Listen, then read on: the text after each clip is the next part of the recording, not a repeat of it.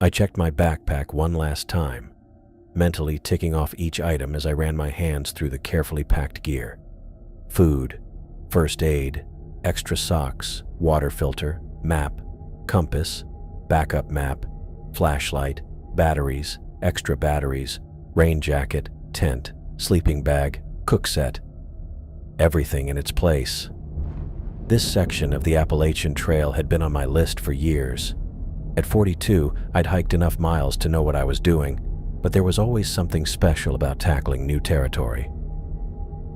The eastern slope had a reputation for stunning views that changed with the seasons, and early autumn seemed like the perfect time to see it. That morning, Riley had stood in our driveway, arms crossed over her light sweater as a crisp breeze moved her auburn hair. 3 days alone is pushing it, Wayne, she said, pressing a small power bank into my palm. Take this extra one, just in case. I tucked it into my side pocket. I'll be fine. Done this 100 times. Not this section. Her brown eyes held mine. You always say every trail has its own personality. I laughed and kissed her goodbye. That's why I married you, always using my own words against me. Someone has to. She smiled against my lips. I'd spent weeks studying the trail maps with Henry. We'd planned to do this hike together until his nephew broke his arm, and Henry had to bow out to help his sister. I could picture him hunched over my dining room table, pointing out the steeper sections with his thick index finger. This stretch here gets slippery after rain, he'd said, and this fork, people miss it all the time. The right path is overgrown. I stepped out of my car at the trailhead parking lot. A few cars were parked, likely belonging to weekend hikers. The mountains loomed ahead, their trees starting to show autumn colors. A uniformed park ranger approached as I adjusted my pack. Her name tag read Moreno, and she carried a clipboard.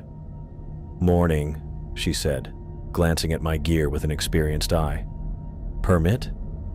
I pulled the paperwork from my pocket and handed it over. Wayne Roach? She looked up from the permit. That's me. Ranger Moreno nodded, making a notation. How long are you planning to be out? 3 days. Going past Miller's Ridge? She handed the permit back. That's the plan. Cell service gets spotty past there, almost non-existent in some parts. She gestured to the mountains. Just so you're prepared. Got it. Thanks. The first mile was always the same, my body adjusting to carrying 35 pounds uphill. The trail began wide and well-kept, then narrowed as it wound into the forest. Sunlight broke through the trees, warming the path. The woodland grew denser as I climbed higher. Red oaks and sugar maples closed in on either side, their leaves just beginning to turn. I stopped only to photograph a pair of red-tailed hawks circling above a clearing and to eat the sandwich Mickey had pressed into my hands that morning at work. Roast beef on sourdough, he'd said proudly, handing over the carefully wrapped package. With that horseradish spread you liked at the company picnic. The sandwich was perfect. Mickey never did anything halfway when it came to food. I sat on a fallen log, eating slowly and taking in the quiet. No cars, no phones, no office chatter, just wind through leaves and occasional bird calls. By late afternoon, my legs felt the miles. According to my watch, I'd covered about 12 miles. Good progress. The sun was getting lower, and I picked up my pace. Roman had sworn by the camping spot at Blackwater Creek, and I wanted to reach it before dark. Best water source on that stretch, he'd told me on the hiking forum, and flat ground for your tent. Most people miss it because it's a bit off the main trail. I found the creek as the light faded, a rushing stream through a small clearing. The campsite matched Roman's description, a flat area sheltered by pines with a fire ring made of stones. Setting up camp was automatic after years of practice. Tent up, sleeping bag unrolled, cook set arranged on a flat rock near the fire ring. I collected dry wood from the surrounding area, careful to take only fallen branches. The fire caught quickly, small flames growing into a steady blaze. I boiled water for my dehydrated beef stew, stirring it with a spoon as steam rose. The first hot bite filled my stomach with satisfaction after the day's work. That's when I heard it. A strange shuffling sound from the darkness beyond my campfire. A low, grunting noise followed, then more shuffling. I paused with my spoon halfway to my mouth, listening. It sounded about 100 feet away, just past where my light reached. Probably a deer or a black bear. I finished my dinner with one ear tuned to the darkness, but the sounds didn't come any closer. After eating, I cleaned my cookware with water from the creek and hung my food bag. Then I remembered the bear canister Sawyer had insisted I borrow. "Trust me," he'd said. "These new models are worth the extra weight. Bears around Appalachia are getting smarter about regular food hangs." I transferred my food and scented items into the hard-sided container and secured it about 50 yards from my tent. The bear spray went next to my sleeping bag, within easy reach. The shuffling had stopped, but in these mountains, it paid to be careful. I zipped myself into my sleeping bag and listened to the creek and the fading fire. Tomorrow would be another full day of hiking. I closed my eyes, letting the exhaustion of the day pull me toward sleep. I woke up with the sun, my body stiff from sleeping on the ground at Blackwater Creek. After a quick breakfast of instant oatmeal, I packed up camp and checked my map. Today would take me through some challenging sections before reaching Stillwater Summit. I'd been looking forward to this stretch of the trail for months, even though I knew it would test my endurance. The morning began well, but by midday, the trail turned into steep switchbacks that had my calves burning and sweat soaking my shirt. These switchbacks would have been Gary Stevens' worst nightmare. Back in college, my roommate had made it abundantly clear that his fear of heights extended to even the mildest of inclines. I could picture him now, pressed flat against the mountainside, refusing to look down as the trail zigzagged up the steep slope. Poor Gary would have turned back hours ago. I paused to catch my breath on a particularly narrow section of trail, taking a long drink from my water bottle. Looking up, I noticed dark clouds gathering in the distance, moving faster than I'd expected. The temperature had been dropping steadily for the last hour, and my sweat-damp shirt now felt cold against my skin. I pulled my jacket from my pack and slipped it on. Checking my GPS, I was relieved to see I was still on track. The blue dot marking my position lined up perfectly with the trail, and at my current pace, I'd reach Stillwater Summit before nightfall. I tucked the device back into my pocket and pushed on, the muscles in my legs protesting with each uphill step. As the afternoon wore on, the clouds thickened overhead, turning the forest dim and shadowy. The wind picked up, carrying a chill that cut through my jacket. I kept my eyes on the trail ahead, careful of loose rocks and exposed roots that could easily cause a twisted ankle out here. The first time I heard it, I almost convinced myself it was just the wind. A faint shuffling sound somewhere behind me, like feet dragging through leaves. I stopped and turned, scanning the trees, but saw nothing. When I started walking again, so did the sound. As dusk approached and the forest grew darker around me, the noise became more distinct, shuffling and occasional grunting, always maintaining the same distance behind me. I estimated it stayed about 100 feet back, never getting closer but never falling behind either. I stopped again and listened hard. The sound stopped too. "Hello?" I called out, my voice sounding smaller than I intended. "Is someone there?" No response came except for more shuffling, slightly off to my right now. A chill ran through me that had nothing to do with the dropping temperature. Whatever this was had been following me for miles, keeping pace but staying hidden. "I can hear you out there," I tried again. "If you need help, just say something." Nothing but more rustling leaves and that same odd grunting sound. With the summit still a good hour away and daylight fading fast, I picked up my pace. The sounds followed, matching my speed exactly. I tried to rationalize it. Maybe a deer or some other animal curious about the human hiking through its territory. But I couldn't shake the feeling that this was something else entirely. I reached a rocky overhang just as the last light was leaving the sky. It wasn't the summit I'd planned to reach, but it offered natural shelter and a defensible position with a rock wall at my back. I set up camp quickly, gathering wood for a fire before it got completely dark. With my tent pitched and a small fire crackling, I should have felt secure. Instead, I couldn't shake the feeling of being watched from the darkness beyond my firelight. Every snap of a twig in the forest had me peering into the blackness, straining to see what I could only hear. I pulled out my phone, wanting to call Landon.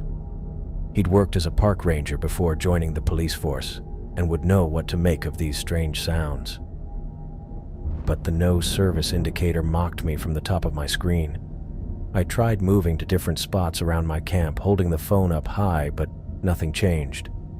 With communications cut off, I turned to my GPS to plan the quickest route out for tomorrow. If whatever was following me meant harm, I wanted options. The device powered on, but instead of showing my location, the screen flickered and displayed a jumble of corrupted coordinates, numbers and symbols that made no sense. "Come on," I muttered, tapping the screen. I tried restarting it, remembering how my father had insisted on buying me this particular Garmin model. "Most reliable one out there, Wayne," Scott had said in that authoritative tone he always used for outdoor equipment advice. "This one won't let you down." The screen lit up briefly with the startup logo, then went completely dark. I tried the power button again and again, but nothing happened. The battery had been at 85% just hours earlier. It shouldn't have died so suddenly. I added more wood to the fire, trying to push back the darkness. That's when I noticed an unusual fog rolling in between the trees. It moved against the wind. In all my research with Addie Williamson, the local guide who knew these mountains well, she had never mentioned fog patterns like this. Addie had taught me about mountain weather, how to read clouds, what wind patterns meant, and when to expect rain or snow. But this fog was different. It flowed around trees, reaching out with tendrils that probed the darkness. The fire sputtered as the damp air surrounded my camp. I zipped my jacket up to my chin and added the last of my gathered wood to the flames.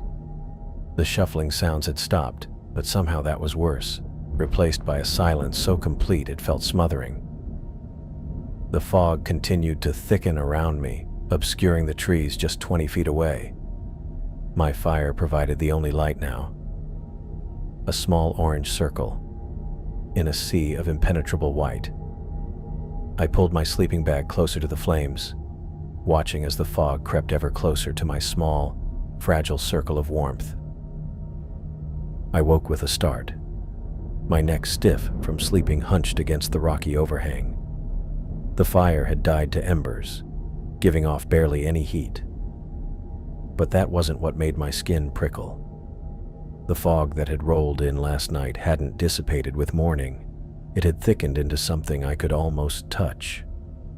Dense white vapor pressed against me from all sides, limiting my vision to just a few feet ahead. Swallowing hard, I reached for my water bottle and took a long drink. The water tasted metallic, or maybe that was just the fear coating my tongue. I couldn't see the trees, the trail, or even the rising sun.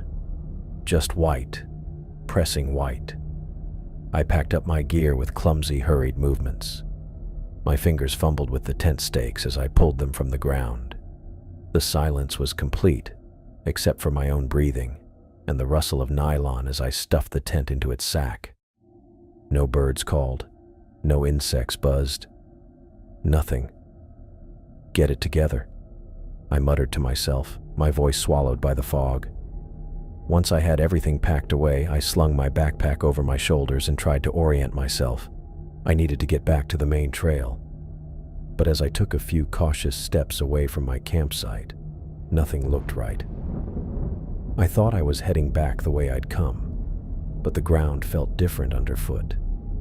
Softer, with a thick carpet of leaves I hadn't noticed before. I stopped and turned around, trying to spot any familiar landmark. There should have been the rocky overhang where I'd made camp, but I couldn't see it anymore. I took a deep breath and kept walking, hoping to find one of the yellow trail markers that would guide me back.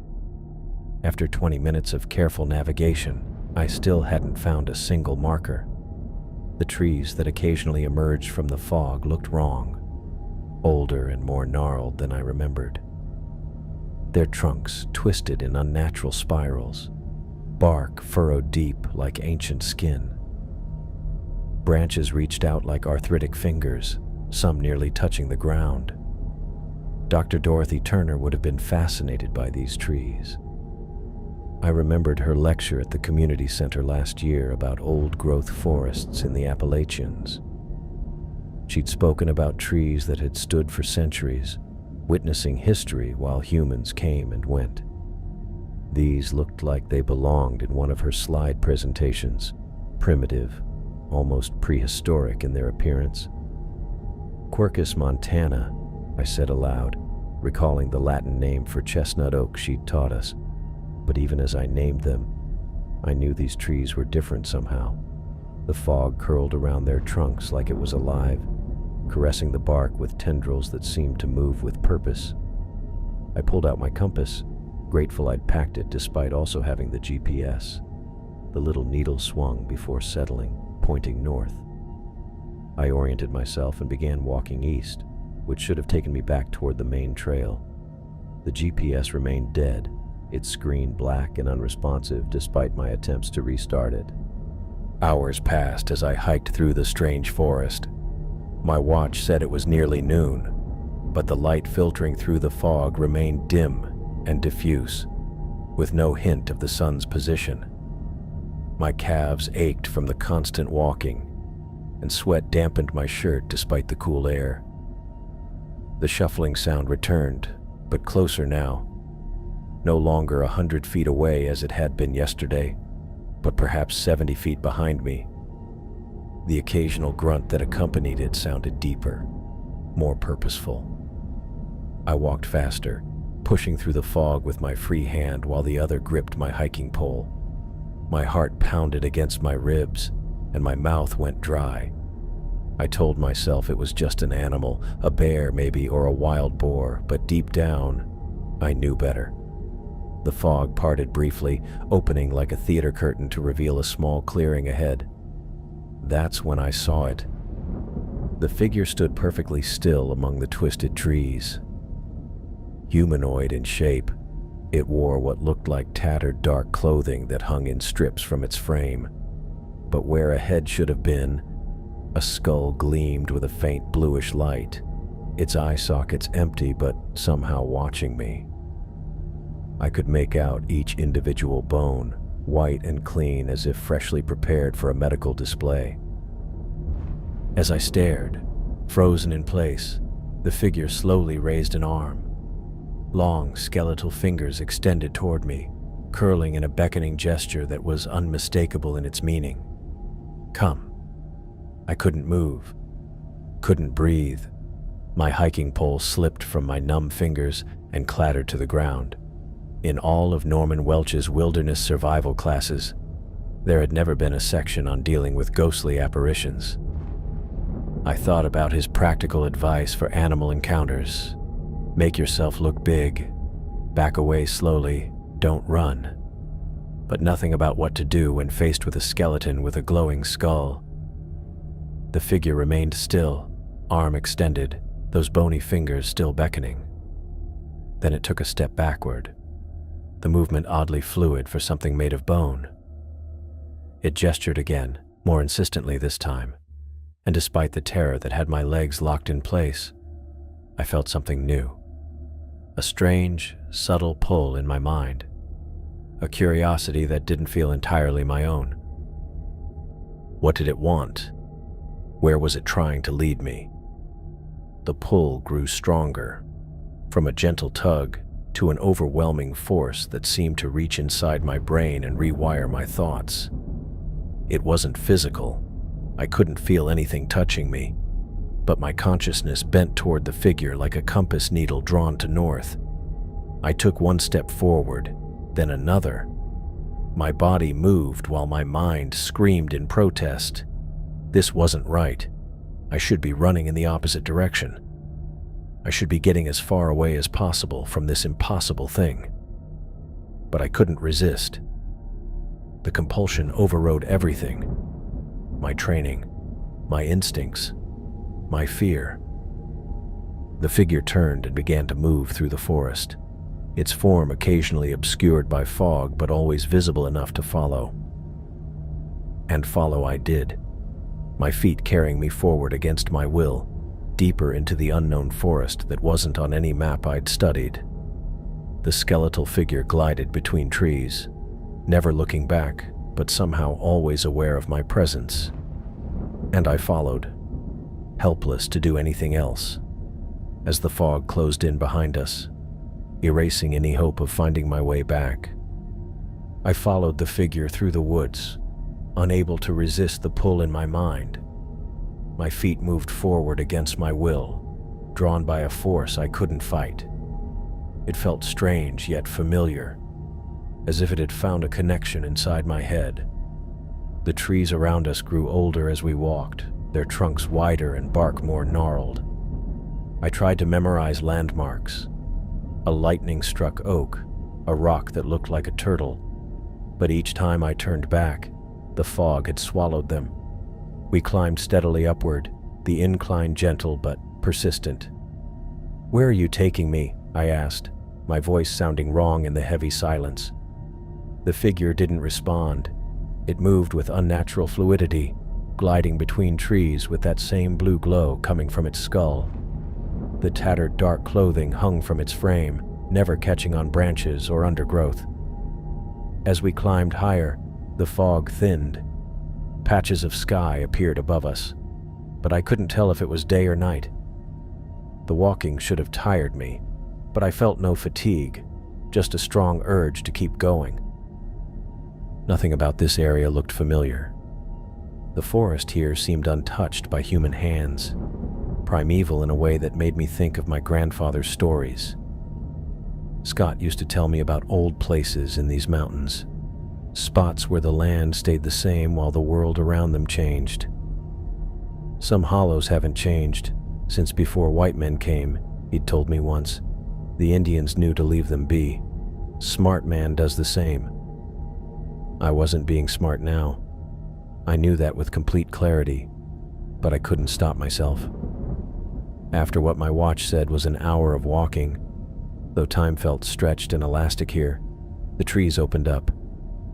We stepped into a clearing where the fog lifted completely, as if held back by an invisible barrier. I stopped at the edge, taking in what lay before me. A small cemetery spread across the clearing, surrounded by crumbling stone walls that stood no higher than my waist. Headstones tilted at odd angles throughout the space, weathered by countless seasons. Even from here, I could make out dates carved into some, early 1800s from what I could see. The grass grew tall between the graves, dotted with small white flowers I didn't recognize. The sight triggered a memory from high school, Mrs. Lillian Walls leading our history class through an old pioneer cemetery near town. She had pointed out the symbolism in the carvings, explaining how the weathering pattern could tell us about local rainfall 2 centuries ago. But that cemetery felt alive, maintained, remembered, visited. This one felt wrong. Not evil, but abandoned, as if the world had moved on and forgotten this place. The skeletal figure paused at the cemetery entrance, a gap in the stone wall. It turned its skull toward me, empty eye sockets somehow expectant. The pull in my mind lessened, as if giving me a moment to choose my next step. I could turn back now. The fog behind me had thinned. Maybe I could find my way. But even as I thought about it, my legs moved forward. I stepped through the gap in the wall, and a calmness settled over me. The fear that had haunted me since I first saw the figure faded. The air was cool against my skin. "What is this place?" I asked, my voice barely above a whisper. The figure didn't answer but moved between the graves toward the center of the cemetery. I followed, stepping carefully around the older headstones. Many were nearly flat against the ground, their engravings worn smooth. Others leaned at odd angles, supported by roots. In the center, the skeletal figure stopped and extended one long, bony finger. That's when I saw it. A grave that didn't belong with the others. This headstone stood perfectly upright, its marble surface gleaming in the strange light. It looked newly placed, with no moss or weathering. Fresh dirt had been piled in front of it, creating a mound about 6 feet long. My legs moved on their own again, carrying me toward that new grave. I tried to resist, but the peace I'd felt upon entering the cemetery had deepened, making it hard to find my fear again. When I reached the stone, my knees buckled. I dropped to the ground in front of it, the fresh earth cold beneath my hands. Carved into the marble with precise, deep cuts was a name: Marcus Holloway. Below it, 2 dates: Marcus's birth date and today's date. My brother's name. My brother's life ended today, according to this stone. But Marcus was alive. He had to be. We'd spoken last week about meeting up for dinner when I got back from this trip. I reached out with trembling fingers to touch the carving, half expecting it to change or disappear. The marble felt solid and cold. "This isn't real," I said, my voice breaking. "Marcus is fine." The figure remained silent, watching. That's when I noticed what lay beside the fresh grave. Another plot of ground, dug out 6 feet deep, its edges clean and straight. Empty. Waiting. Just waiting. I collapsed beside the grave, my mind unable to process what I was seeing. My own name carved into cold marble. Wayne Roach, not Marcus Holloway. My name. The dates below showed my birth and today. This couldn't be real. I reached out with trembling fingers to touch the headstone, feeling its solid reality beneath my skin. My lungs couldn't seem to pull in enough air. The skeletal figure stood over me, its hollow eye sockets fixed on mine. Those empty black spaces saw through me, into me, beyond me. "Who are you?" I whispered, the words barely making it past my dry lips. The blue glow from its skull lit up the freshly dug earth. The bones fit together tightly, lacking ligaments or tissue. The tattered clothing hung from its frame, still in the wind. My vision started to darken at the edges. The figure didn't move, didn't speak, just kept staring with those empty sockets that somehow contained an ancient patience. The last thing I saw before blackness took me was that skull tilting slightly, as if curious about my weakness. When I opened my eyes, sunlight cut through branches above me. I blinked, raising a hand to block the harsh light. Trees surrounded me. Normal trees, not the twisted ancient ones from before. These looked like regular hardwoods, the kind that grew all over these mountains. I sat up quickly, regretting it as my head spun. The cemetery was gone.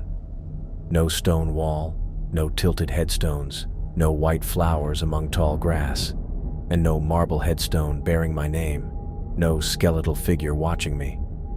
I put my hands against the ground to steady myself.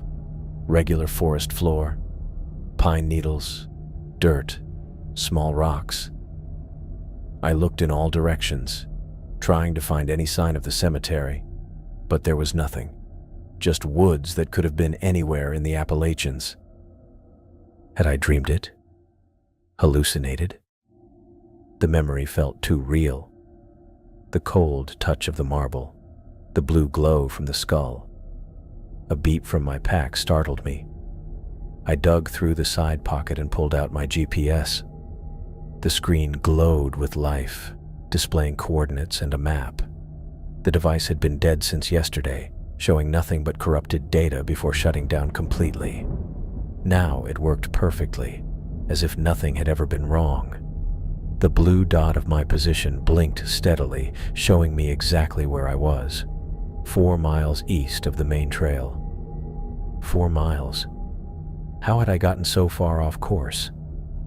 I didn't remember walking that far after following the skeleton, but the GPS didn't lie. According to this, I'd somehow wandered deep into an unmarked section of forest. I climbed to my feet, brushing dirt from my pants. My muscles ached from sleeping on the hard ground. How long had I been out? My watch said 10:17 a.m. I'd lost nearly a whole night. I took out my water bottle and drank deeply.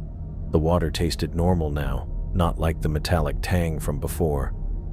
My throat was parched, and I realized I'd neglected basic hydration during yesterday's strange journey.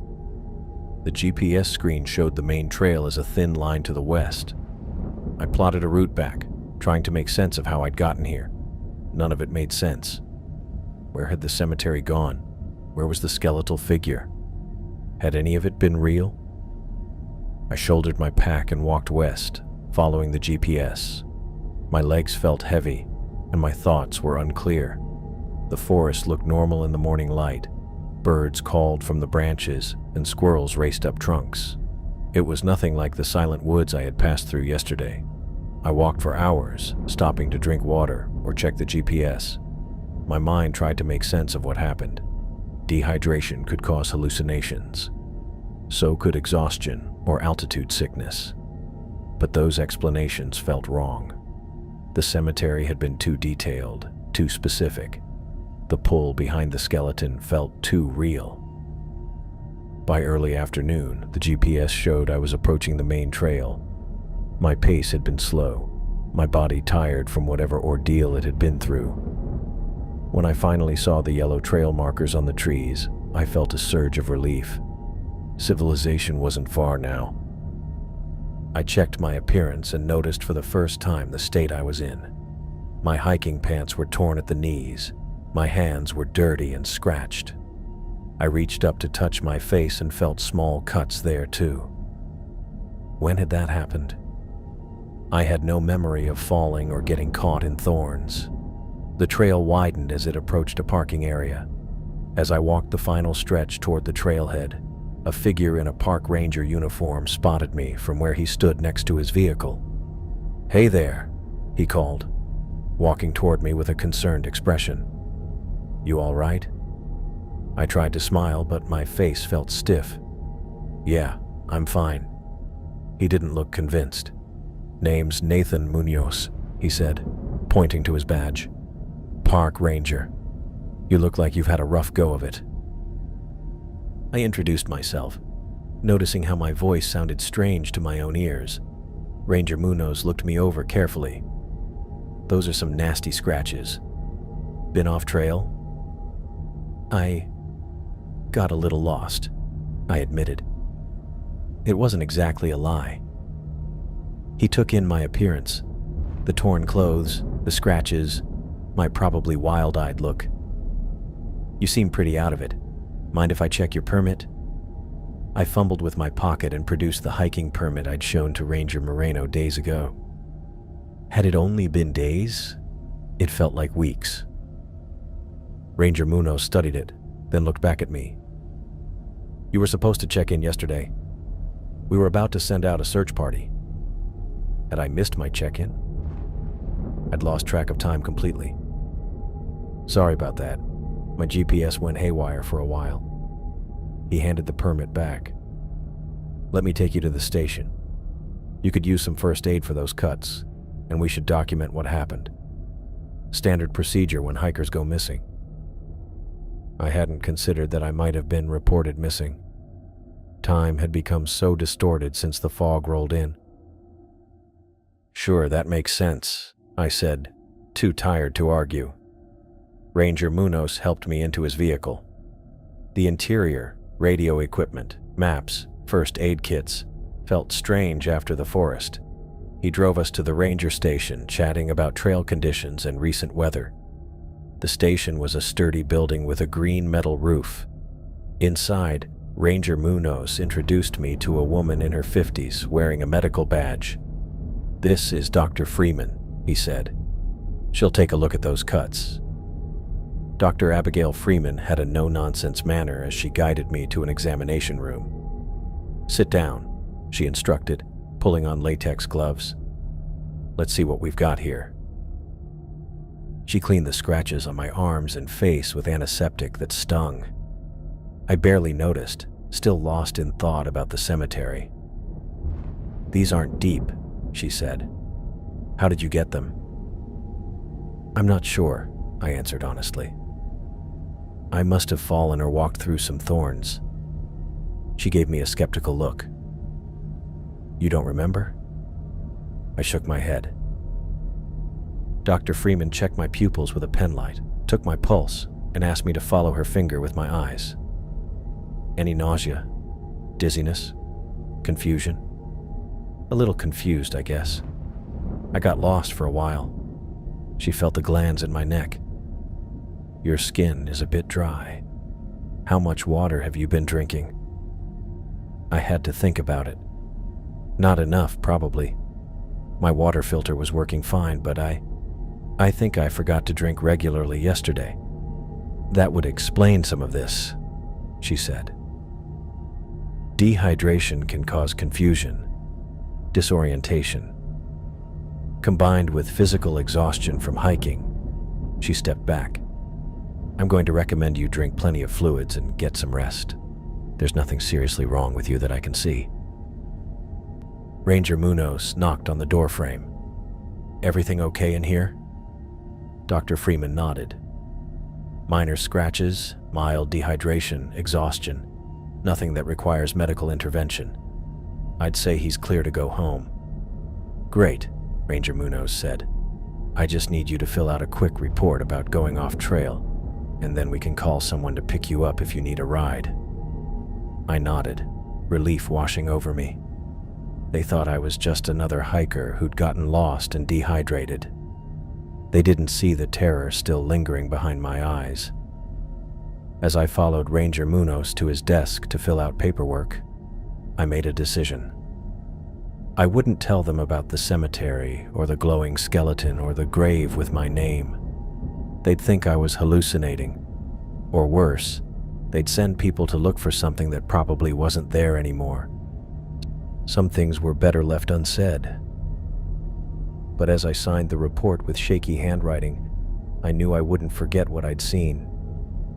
The image of my name carved in marble would stay with me long after these scratches healed. I pulled into the driveway of our 2-story suburban home, cutting the engine but staying frozen in my seat. The drive from the ranger station had passed in a blur. My hand still gripped the steering wheel when Riley opened the front door and rushed toward the car. I stepped out on wobbly legs just as she reached me. Her face cycled through relief, joy, and then concern as she looked me over. "Wayne." She wrapped her arms around me, squeezing tight enough that I winced from my scratches.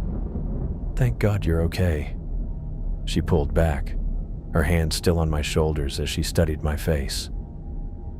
"What happened to you? You were supposed to be back yesterday." I tried to smile, but felt the expression fall flat. "Got a little lost, that's all." Riley's eyes narrowed as she took in my torn clothes and the bandages the park doctor had applied.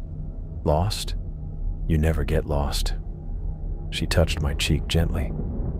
"Come inside. You look like you need to sit down."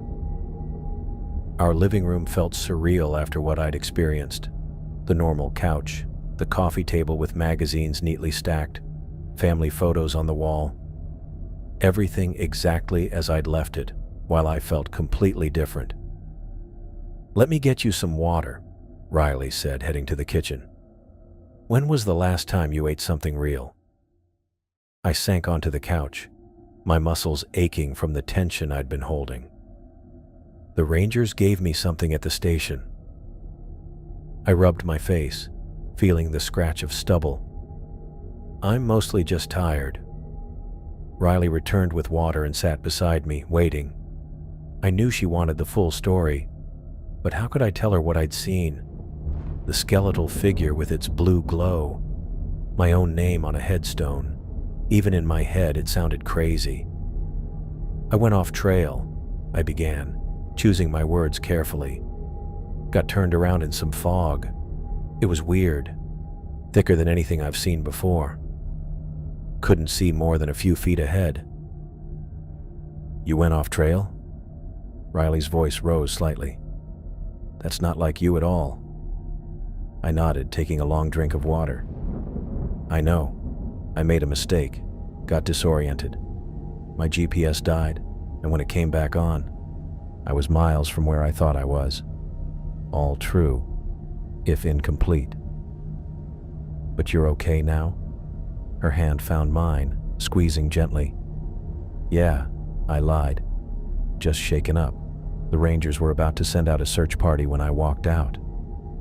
Riley listened as I shared more sanitized details. Getting lost, spending an extra night in the woods, finding my way back. I omitted anything supernatural. Nothing about being pulled through the forest against my will. Nothing about the cemetery. Nothing about seeing my own grave. "You should get some rest," she said when I finished, brushing hair from my forehead. "You look exhausted."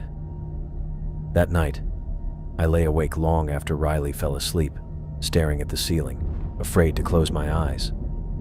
Every time I did, I saw that skull, glowing blue in the forest fog. 2 weeks later, I sat in Walter Garcia's office, on the edge of a leather armchair.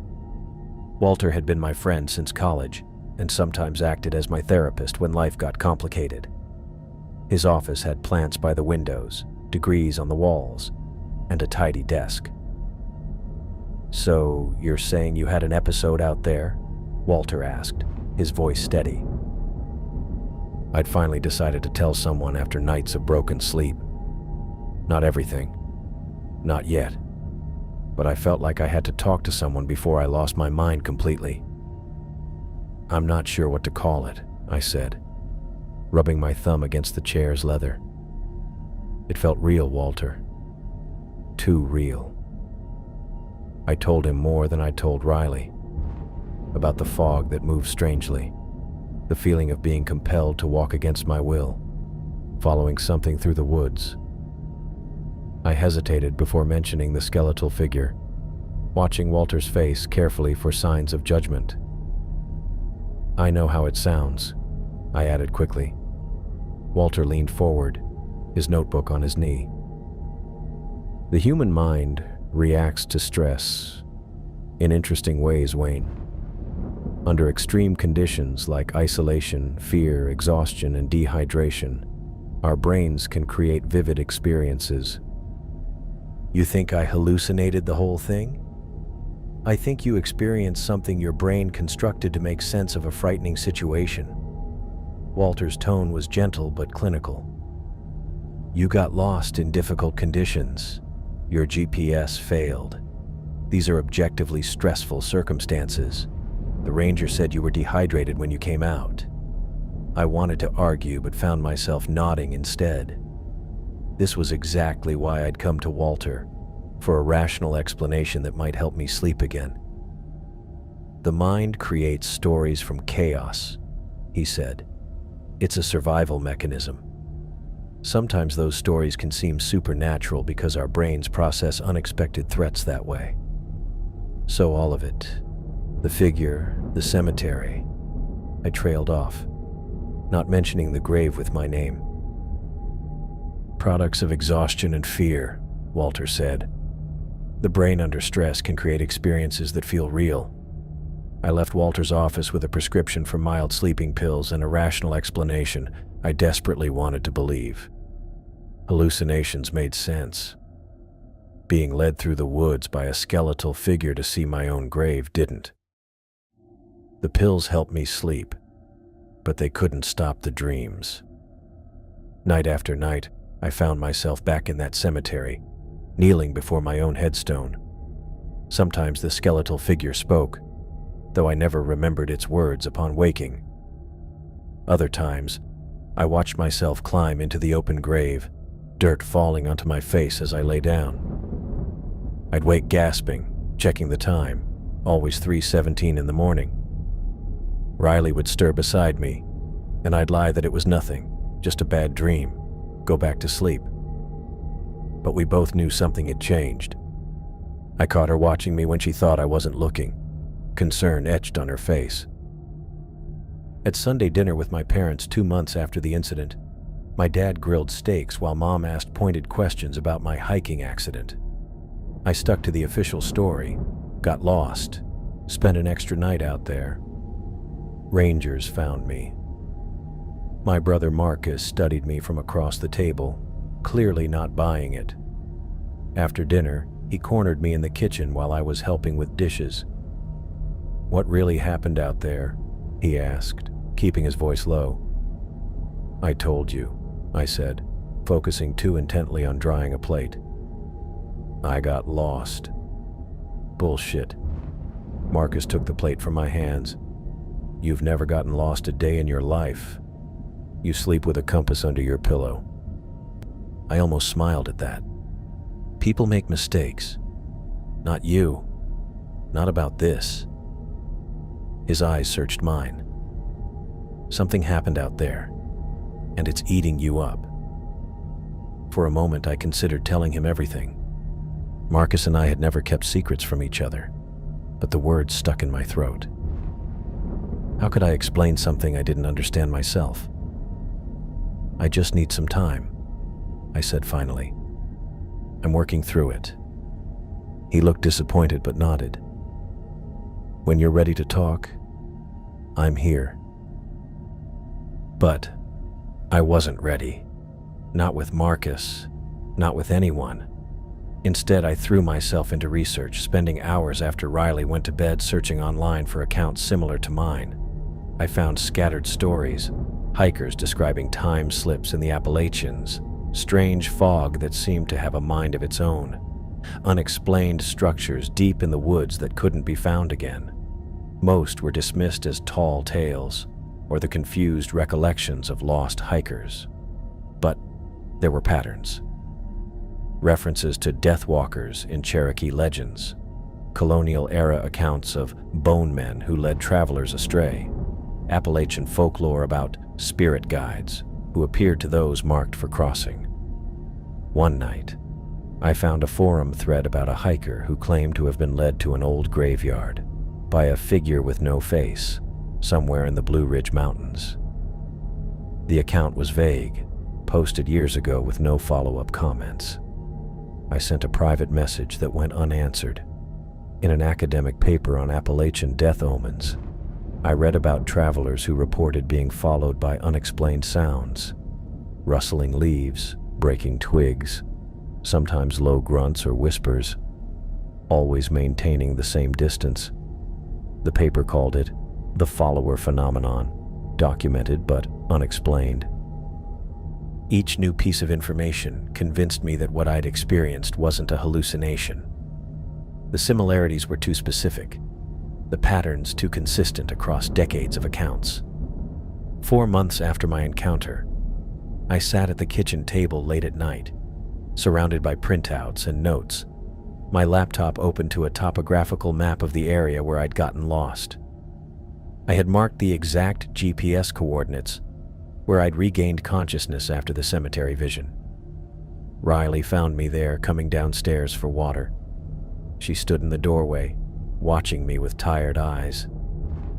"It's 2 a.m, Wayne," she said softly.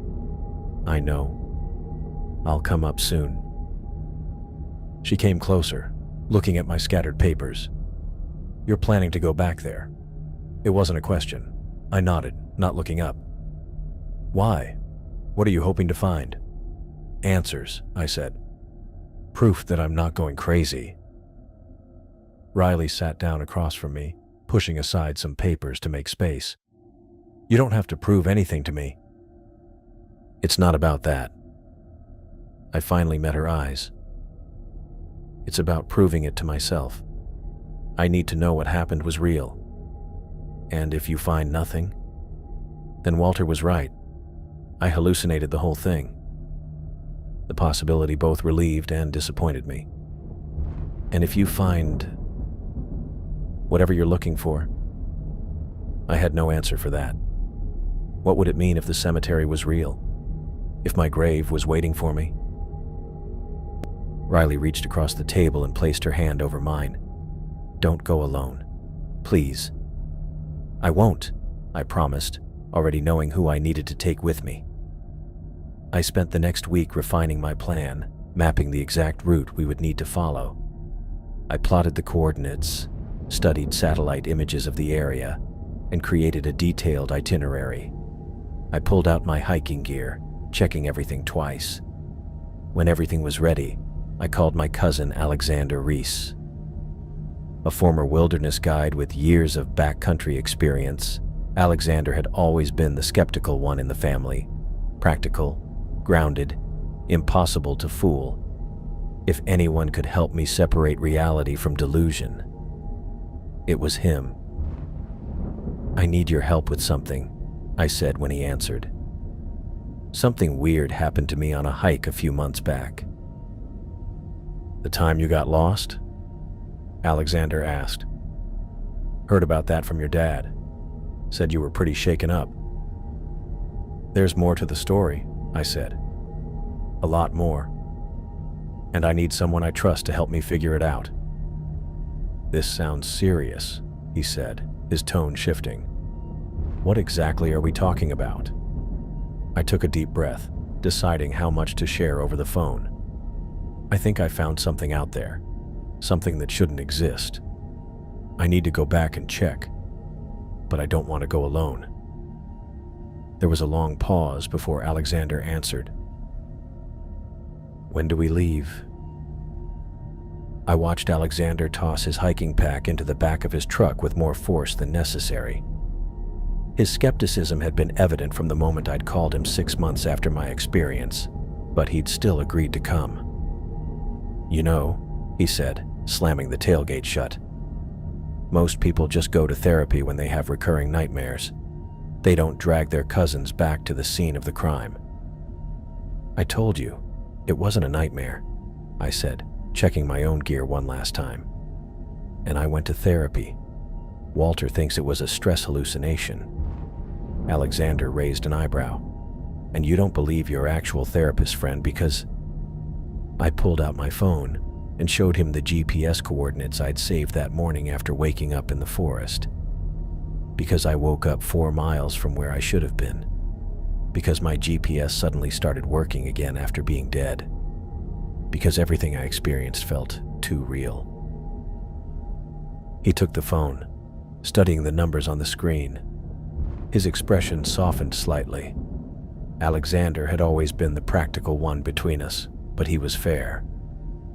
So what's the plan exactly? We follow these coordinates and find what? A skeleton man in your grave? I nodded, taking my phone back. We retrace my journey. I need to know if that cemetery is real. If it is, then everything else might be real too. Alexander sighed, looking up at the clear blue sky.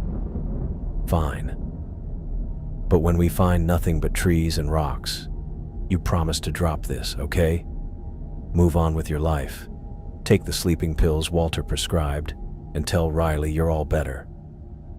Deal, I said, though I wasn't sure I could keep that promise. 6 months after my first encounter, we set off toward the Appalachian trailhead, our trucks loaded with full hiking gear and camping equipment. The drive was quiet.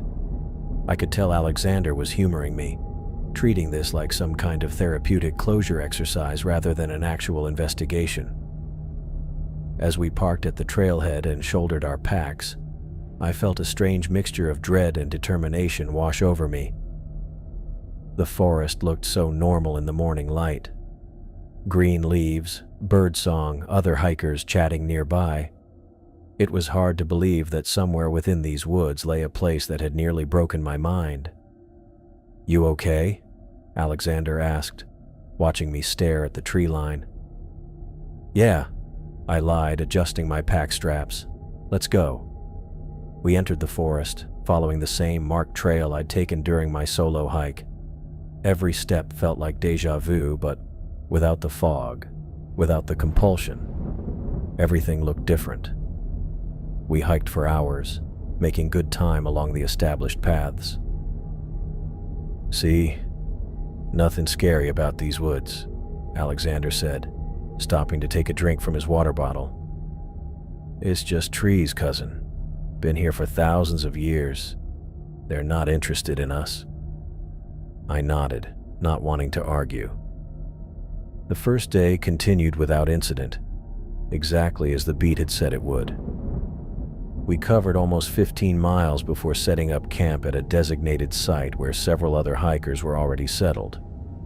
The normalcy of it all, the ordinary conversations around other campfires, the familiar routine of setting up tents, helped ease my anxiety. Alexander kept the mood light throughout the evening, telling stories about his own wilderness adventures and occasionally poking fun at my ghost story. "You know?" he said, tossing another small log onto our fire. "Ghost stories belong around campfires, not in real life. That's what my dad always said." "Your dad also thought Bigfoot was secretly working for the government," I reminded him. Alexander laughed. "Touché. Still, there's a big difference between getting lost in the woods and being led to your own grave by a glowing skeleton." I didn't respond, just stared into the fire, remembering the blue light from the skull's eye sockets. The next morning came early.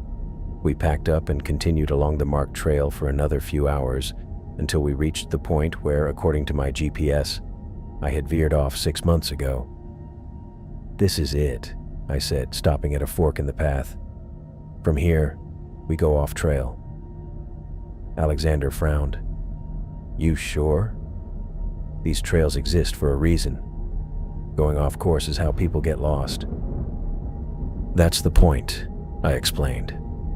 "I got lost. I need to go back to where I ended up." I pulled out my phone and checked the GPS coordinates I'd recorded. According to the device, we needed to head northeast, away from any established paths. "Fine," Alexander sighed, adjusting his pack. "But I'm marking our trail as we go. I don't want both of us getting rescued by rangers this time." We left the safety of the marked path, pushing through underbrush and navigating around fallen trees. The terrain quickly became challenging. Without a trail to follow, we had to make our own way up steep inclines and across small streams. After an hour, Alexander's complaints grew more frequent.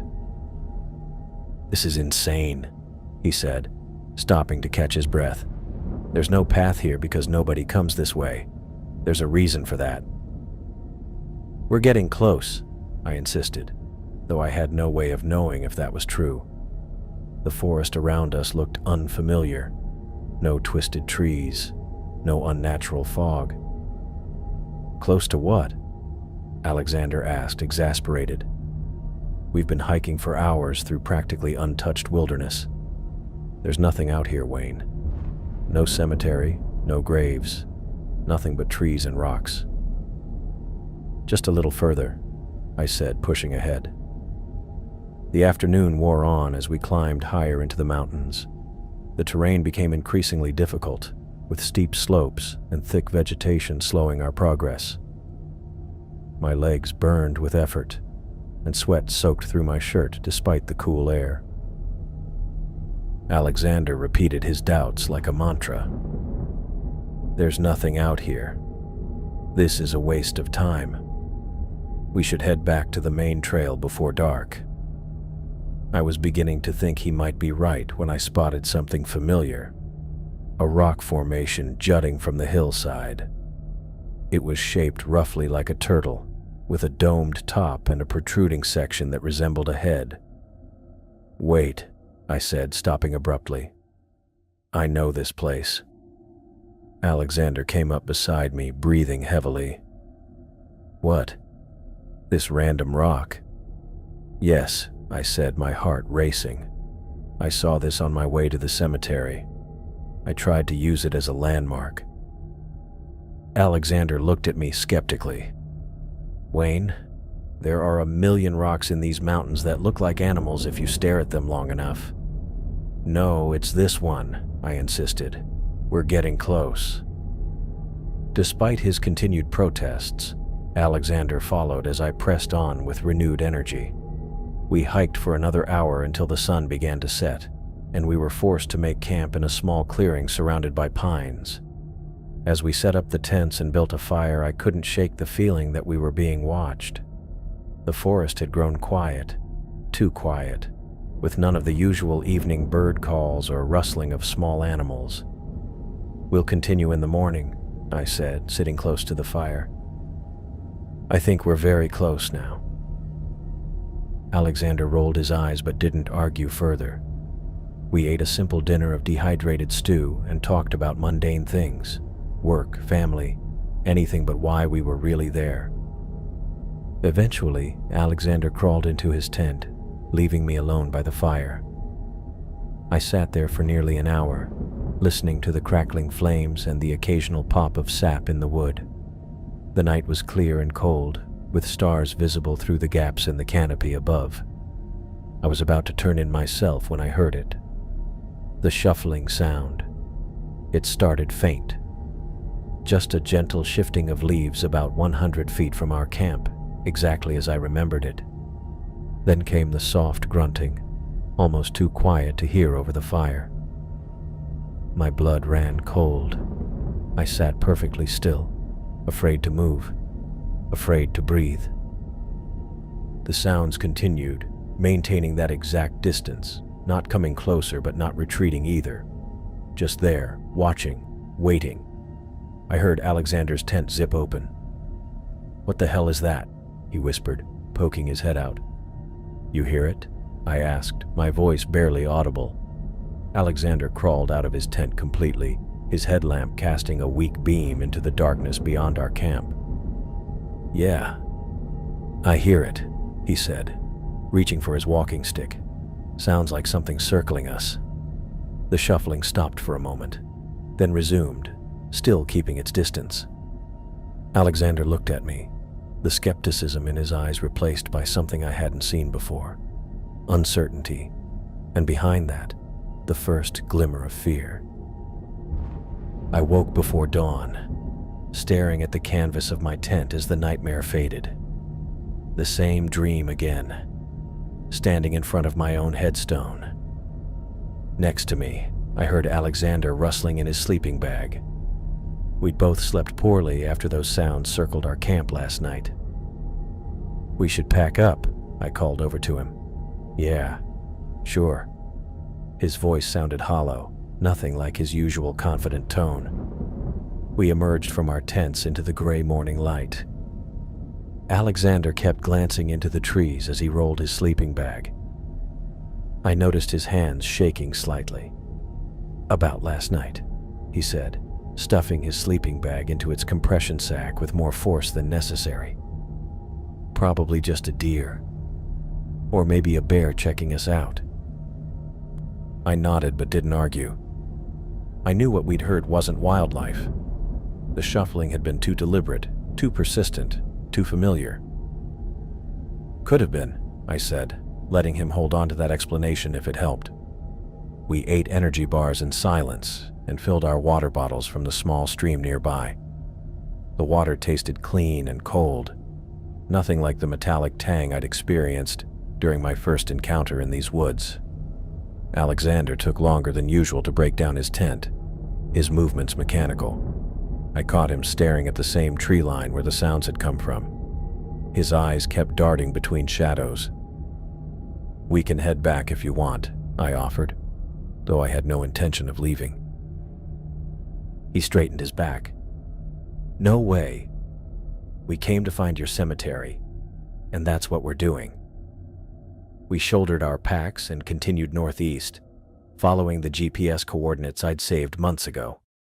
The terrain grew steeper, forcing us to use our hands occasionally to pull ourselves up rocky sections. The forest here felt different than the typical Appalachian woods. The trees grew at odd angles, their trunks thicker and bark deeper with furrows than seemed natural. "Not exactly a tourist spot," Alexander muttered as he used his walking stick to push aside a thorny bush. By midday, sweat soaked through our shirts despite the cool temperature. We paused on a flat rock to share a bag of trail mix. Alexander had grown quieter with each mile, his earlier attempts to rationalize last night's sounds replaced with tense silence. "We should be getting close," I said, checking the GPS again. "Another mile.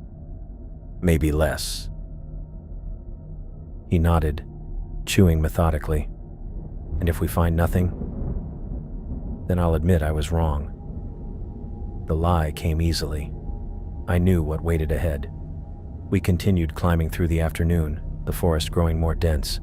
Pine needles cushioned our footsteps, making our progress eerily silent. I led the way with Alexander a few steps behind. As we crested a small ridge around 3, Alexander stopped so abruptly, I nearly bumped into him when I turned back. "What the hell?" he whispered. I followed his gaze and saw it. The cemetery, exactly as I remembered. The crumbling stone wall encircled the plot of land, headstones tilting at various angles across the open clearing. The tall grass waved slightly in the breeze, dotted with small white flowers. Alexander's face had drained of color. He stared at the cemetery with his mouth slightly open. All his skepticism evaporated in an instant. "You see it too," I said. Not a question. He nodded slowly. "How is this? It's not on any map." His voice barely carried over the gentle rustle of leaves. "Told you." The words came out more bitter than I intended. We stood at the edge of the clearing for several minutes. I felt a weight lift from my shoulders. I wasn't crazy. It was real. Alexander could see it too. "Let's go closer," I finally said. Alexander hesitated, then nodded. We stepped into the clearing, the ground beneath our feet changing from forest floor to overgrown grass. I led the way through the gap in the wall, just as I had that foggy day 6 months ago. Unlike my first visit, there was no fog now, no compulsion pulling me forward, just the sickening knowledge of what waited at the center of the cemetery. "These dates," Alexander said, kneeling beside one of the headstones. "Some of these go back to the early 1800s. I barely heard him. My eyes were fixed on the center of the cemetery, where a gleaming marble headstone stood upright among the weathered markers. My feet carried me toward it, while Alexander continued examining the other graves. When I reached the headstone, my stomach dropped. The name Wayne Roach was still carved into the polished surface, along with my birth date and today's date. But something had changed. The grave itself looked different. The once smooth mound of earth had been disturbed, turned over and partially dug out, as if something had been clawing its way either in or out. "Alexander," I called, my voice cracking. He jogged over, his face still showing disbelief. When he saw the headstone, he stopped short. That's your name." His eyes widened as he read the dates. "And today's date is the..." He couldn't finish the sentence. Alexander reached out slowly, touching the cold marble with his fingertips. He pulled back as if burned, then touched it again more firmly. "It's real," he said. "Completely solid. Not a hallucination." He looked at the disturbed earth in front of the stone. "What happened here? Did you dig at this last time?" I shook my head. "No, It was just a mound of fresh dirt before. Someone, or something, has been digging. Alexander took a step back. What does this mean? I don't understand any of this. I stared at the freshly turned soil of what was supposedly my own grave. Clumps of dirt had been scattered around the base of the headstone. Whatever had been digging hadn't used tools. The marks looked more like something had used hands or claws. I don't know, I said truthfully, but I think something was waiting for me that night, and it's still waiting now. Alexander pulled out his phone. We need evidence. No one will believe this otherwise. He started taking photos, circling the headstone and capturing it from multiple angles. I joined him, using my own phone to document everything: the cemetery layout, the wall, the other headstones, and finally, my own grave with its disturbed earth. We should go, I said after we'd taken dozens of pictures. The shadows in the clearing had lengthened, and I had no desire to be here after dark. Alexander nodded, looking relieved at the suggestion. Yeah. Let's get the hell out of here. We backed away from the headstone, neither of us willing to turn our backs on it until we reached the cemetery wall. As we stepped through the gap in the stone wall, I glanced over my shoulder one last time. That's when I saw it, standing at the tree line on the far side of the cemetery. The skeletal figure, its skull glowing with that same faint blue light. It stood perfectly still among the trees, watching. I grabbed Alexander's arm. Do you see that? At the tree line? He squinted, looking exactly where I pointed. See what? There's nothing there. But it was there. The figure wore the same tattered dark clothing, its clean white bones visible beneath the fabric. As we stood there, it slowly raised a bony hand toward me, not beckoning this time, but almost like a greeting or a warning. A message meant only for me. Never mind, I mumbled, tugging Alexander's arm. Let's go, fast. We turned and walked quickly into the forest, leaving the cemetery behind. But I could feel the hollow eye sockets of the skeleton watching me, tracking my departure, patient and waiting, because it knew, somehow, that I would return. Alexander and I arrived back at the ranger station just as the sun was going down, our legs heavy from the hurried descent. We hadn't spoken much since leaving the cemetery, both of us processing what we'd seen in our own ways. His normally skeptical expression had given way to something I recognized, the face of someone whose worldview had just been shattered. You ready for this? I asked as we stepped into the fluorescent glare of the station's front office. Not even a little, Alexander muttered, pulling out his phone where he'd stored the photos. We'd called ahead, so Forest Service investigator Kelsey Rios was waiting for us, a slim woman with her brown hair pulled back in a practical ponytail. She wore hiking pants and a button-up shirt with the Forest Service logo, looking more like she belonged on a trail than behind the desk where she sat. Mr. Roach? She stood and extended her hand. I'm Investigator Rios. You mentioned finding something unusual during your hike. I shook her hand. Yes. A cemetery that doesn't seem to be on any of your maps.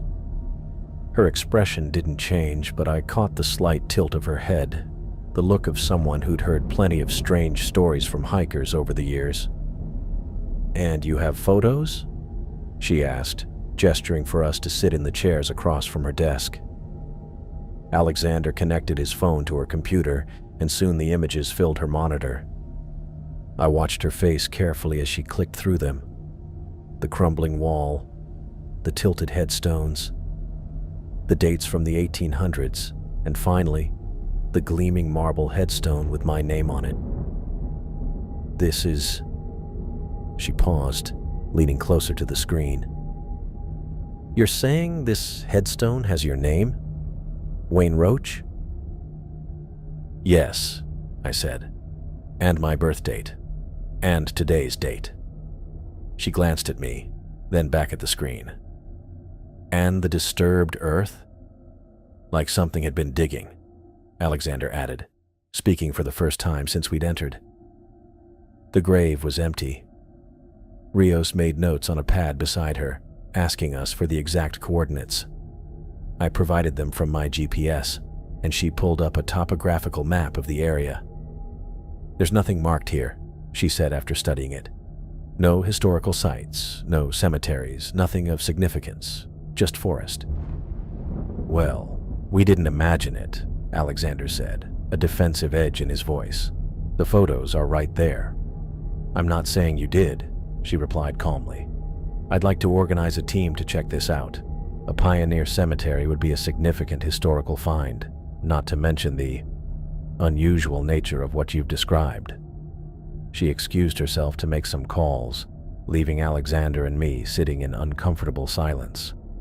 The fluorescent lights buzzed overhead, making the scratches on my arms stand out like chalk marks on dark pavement. You think they'll find it? Alexander asked quietly. I shrugged. I don't know. Part of me hopes they don't. 2 days later, we joined a search party led by Captain Silas Torres, a tall man with a bald head and authoritative presence. He organized a team of 6 rangers, Alexander and me, splitting us into 3 groups to approach the area from different angles. We all had copies of our photos and the GPS coordinates. Standard grid search pattern, Torres instructed as we gathered at the trailhead. Radio check-ins every 30 minutes. If you find anything resembling what's in these photos, call it in immediately. Do not approach any structures without backup. The morning stretched into afternoon as we combed through miles of forest. My group followed the exact path Alexander and I had taken just days before.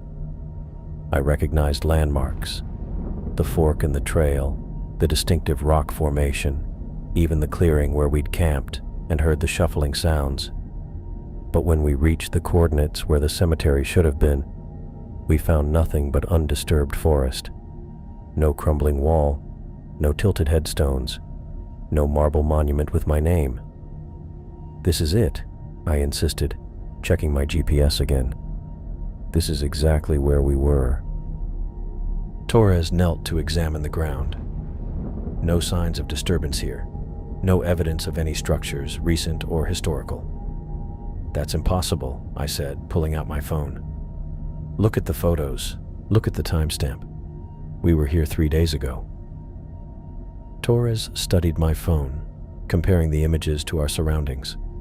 The other search teams reported in. Nothing found in their assigned areas either.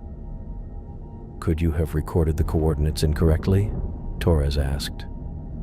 No, Alexander said firmly, joining us after searching nearby with his team. We checked multiple times. This is the spot. The search continued for another day, expanding outward from the original coordinates, but yielded nothing. As the Rangers packed up their equipment, I overheard Torres speaking quietly to Rios. Either those photos were manipulated or... He shook his head. Or what? Rios pressed. Or something very strange is happening in these woods. Back at the station, Rios downloaded the photos from both our phones and examined them on the larger computer screen. She ran them through some kind of analysis software. No signs of digital manipulation, she concluded, sitting back in her chair. These photos were taken when and where you say they were, but what they show simply isn't there. Alexander and I exchanged glances. The photos remained clear and unchanged on the screen. The cemetery, the headstones, my name carved in marble. What happens now? I asked. Rios closed the file and sighed. Officially, we'll record this as an unverified report. The photos will be archived, and we'll make note of the coordinates for future reference. She paused. Unofficially? I've worked these mountains for 12 years, and I've heard stories. Things people have seen that can't be explained. She didn't elaborate, and I didn't ask her to. Some truths are better left unspoken. On the drive home, Alexander was quiet, staring out the window at the passing trees. "You believe me now," I said. It wasn't a question. "I believe we both saw something," he replied carefully. "I believe we both have the same photos of something that apparently doesn't exist." He turned to look at me. "But what does that mean, Wayne?" I didn't have an answer for him then. I'm not sure I have one now. I made a decision that night. I would never return to that section of the Appalachians. Whatever waited for me there, whatever had shown me my own grave, could continue waiting. I wasn't going to seek it out again. In the months that followed, I tried to resume my normal life. I started hiking again, but chose new trails in different mountain ranges. The Blue Ridge, the Smokies, places where the trees felt younger and the paths more traveled. Riley noticed the change in me. How could she not? I checked the locks twice before bed now.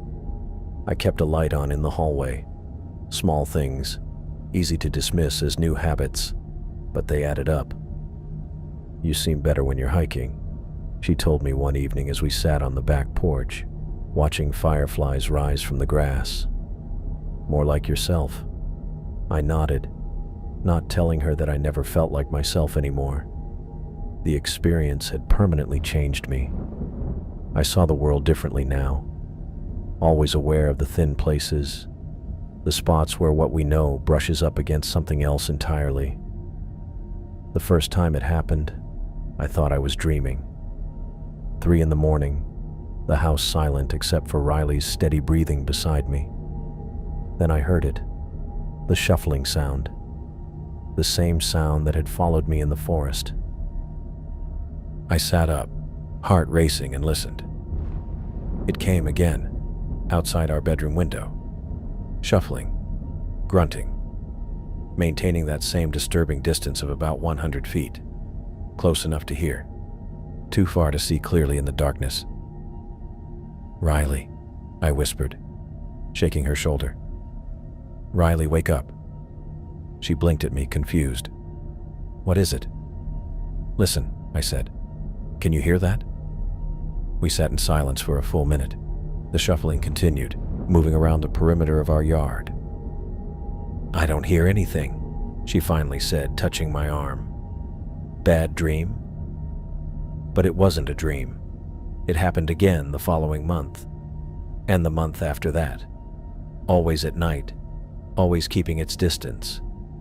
I would wake Riley each time, but she never heard a thing. Eventually, I stopped trying to convince her. I keep the photos in my desk drawer, locked away where Riley won't accidentally find them. Sometimes, when I'm alone in the house, I take them out just to confirm I didn't imagine the whole thing. The images never change. The cemetery, the headstones, my name carved in stone along with a date that has come and gone.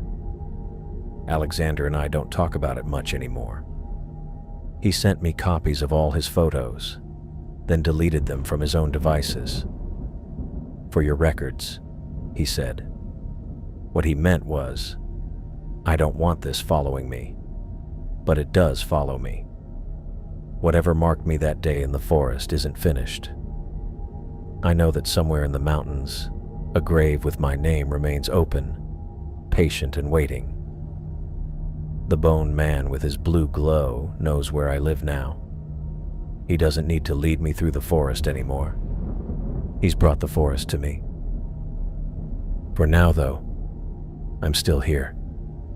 Still alive. Still telling this story. And each morning when I wake, having made it through another night, I count that as a victory. I spent months digging into similar experiences after what happened in the woods. Late nights at the computer while Riley slept. Endless searches through hiking forums and obscure websites dedicated to supernatural encounters. My desk gradually filled with printouts, notebooks, and maps of the Appalachian region where I'd had my experience. At first, I found only scattered accounts. A hiker from Virginia who described being led off trail by something he couldn't quite see. A woman from North Carolina who stumbled across a small cemetery that wasn't on any map. A group of college students who lost 6 hours of time while hiking near an old mining town. But as I refined my search terms and joined more specialized forums, the stories multiplied. Just found another one, I muttered to myself one night, reading about a backpacker who'd encountered what he called a glowing figure in the fog near Cumberland Gap. His description matched what I'd seen: the blue light, the compulsion to follow, the strange fog that seemed to move with purpose. Riley worried about my obsession. I caught her watching me from the doorway some nights, concern etched across her face. I couldn't blame her. From her perspective, I'd gone from a balanced, reasonable person to someone who stayed up until 3 a.m. reading about ghosts and time slips. "Don't you think this is keeping the trauma alive?" she asked once, bringing me coffee as dawn broke. "I need to understand it," I said, taking the mug. "There are others, Riley. I'm not crazy." After gathering enough accounts that matched my experience, I created a private forum called Threshold Crossings and invited those whose stories seemed credible. I wrote about my experience, the fog, the figure, the cemetery with my name, the search party that found nothing, and watched as 15 members joined within the first week. Their responses came quickly. I thought I was the only one. Mine happened near Mount Rogers in 2005. Did yours have blue light coming from inside what looked like a skull? Time went weird for me too. My watch said I was only gone for 2 hours, but 3 days had passed. Each new story confirmed I wasn't alone, but none offered explanations. We shared details, compared maps, looked for patterns. Someone suggested laying our encounter locations over geological survey maps to check for fault lines or magnetic anomalies. Another member, a librarian from Kentucky, began compiling local legends from each area where incidents occurred. 6 months into my research, a new member joined our forum. Her username was appfolklore62, and her first message changed everything. "My name is Eleanor Ashwood. I'm an anthropologist who spent 40 years studying Appalachian folklore. What you're describing has been documented in these mountains since at least the 1800s. I'd like to speak with you." I vetted her carefully, checked university websites, read her published papers, even called her department office. She was real.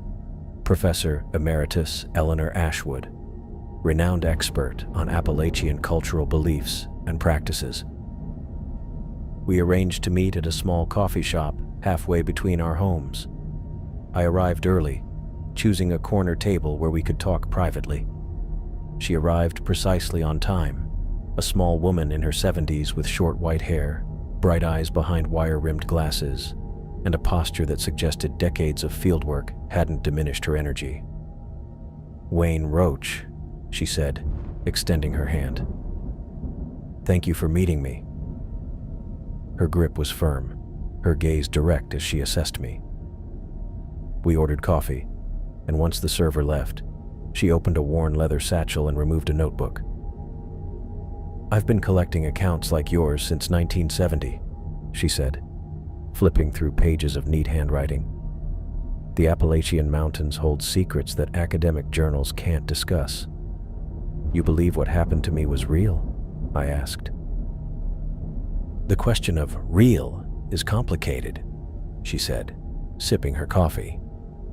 "But yes, I believe you experienced something genuine. The Cherokee, Shawnee, and early Scots-Irish settlers all recorded encounters with what we might call threshold guardians." "Threshold guardians?" She nodded. "They mark certain people and show them where the boundary between worlds is thin. In Cherokee tradition, they're linked to burial grounds that exist in multiple realities. Early settlers took these beliefs and called them bone men or death walkers. Her words sent a chill through me. What does it mean to be marked by one? That's what most people misunderstand, she said, leaning forward. Being marked isn't necessarily a death sentence, though many interpret it that way because of the cemetery visions and the grave markers. It's more accurately described as an invitation. An invitation to what? To cross over, to walk between worlds. The guardian recognizes something in you, a sensitivity perhaps, or a connection to the land itself. It shows you the threshold as a sort of offering. I thought about the pull I'd felt, the compulsion to follow the figure deeper into the forest. Why me? I'm just a hiker. Eleanor smiled. Perhaps that's precisely why. People who spend time in wild places, especially alone, become attuned to things others miss. The important thing to understand is that while the guardian may be persistent, the choice to follow remains yours. So I'm not going to die on the date I saw on the headstone. Time works differently for these entities. What you saw was a possibility, not a certainty.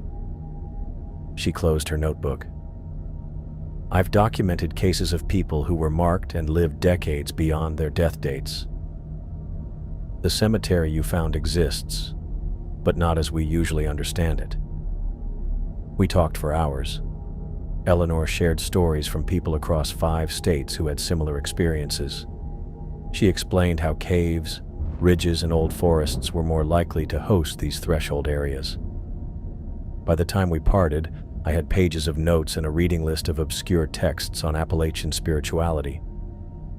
Over the next several months, Eleanor became a regular contributor to our forum, helping members understand their experiences through historical and cultural contexts. Some found comfort in her explanations, others remained disturbed. I fell somewhere in between, grateful for the framework to understand what had happened, but still uneasy about what it meant for my future. As the 1-year anniversary of my original hike approached, I grew increasingly restless. Riley noticed my distraction, the way I'd stare out windows at dusk, how I'd pause when walking past the forest edge behind our house. "You're thinking about it again," she said one evening as we sat on the back porch. I nodded. Eleanor thinks anniversaries can be significant. The veil might be thinner on those dates. Riley took my hand. "What are you planning to do?" "Nothing," I said, squeezing her fingers. "I'm staying right here." But as the exact date arrived, I couldn't sleep. I lay beside Riley, watching shadows move across our bedroom ceiling, listening to the quiet rhythm of her breathing. The digital clock on our nightstand read 2:47 in the morning when I heard it. The familiar shuffling sound, closer than ever before. Not in distant woods, but directly outside our window. My heart raced as I carefully slipped out of bed, trying not to wake Riley. I moved to the window and parted the curtains just enough to see outside. The skeletal figure stood in our yard, 20 feet from the house. Its skull glowed with that same blue light I remembered, illuminating our garden in an eerie blue glow.